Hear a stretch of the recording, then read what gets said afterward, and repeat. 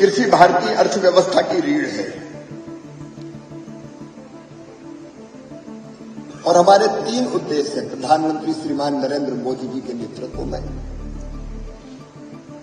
Number 1,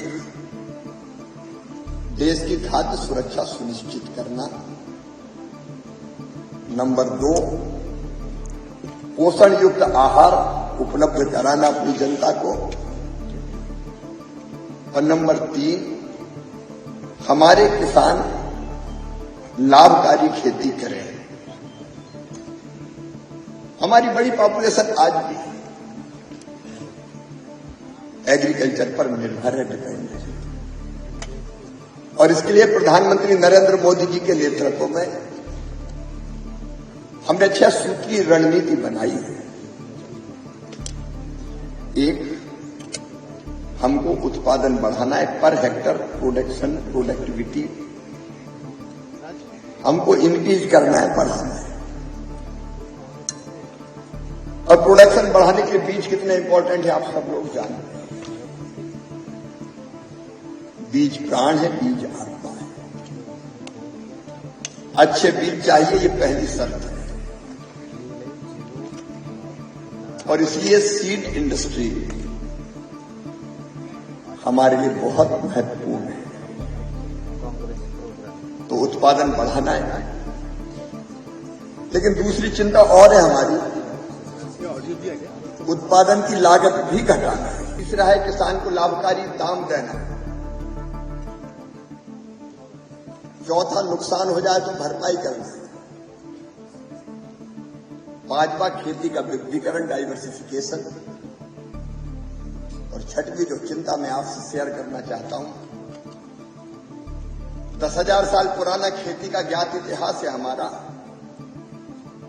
उनमें से 9,940 साल तक हमने केमिकल फ्री खेती की है।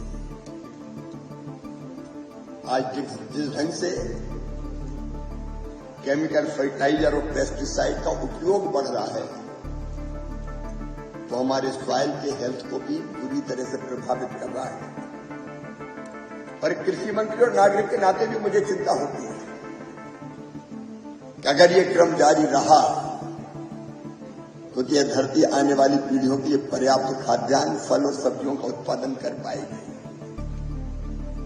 तो आज सीड कंपनीज को भी इस बात पर विचार करना पड़ेगा।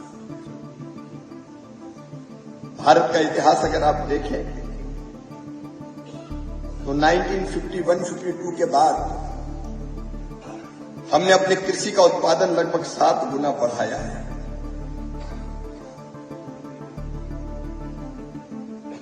और 8 गुना हमने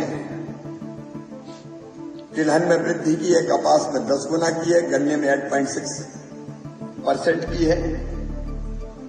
और जब से प्रधानमंत्री नरेंद्र मोदी बने हैं, तब से अब तक केवल फूड ग्रेन्स का जो उत्पादन है वो 44% बढ़ा है। 2014-15 में ये था 252.02 मिलियन टन, अभी ये 353.96 मिलियन टन। चावल में हमने 41%, गेहूं में 35%, मेज मक्के में हमने 75%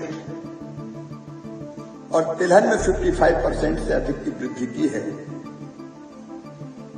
और लगभग खाद्यान्न में हमने न देश को केवल आत्मनिर्भर बनाया है, बल्कि हम कई चीजों का एक्सपोर्ट भी आज कर रहे हैं।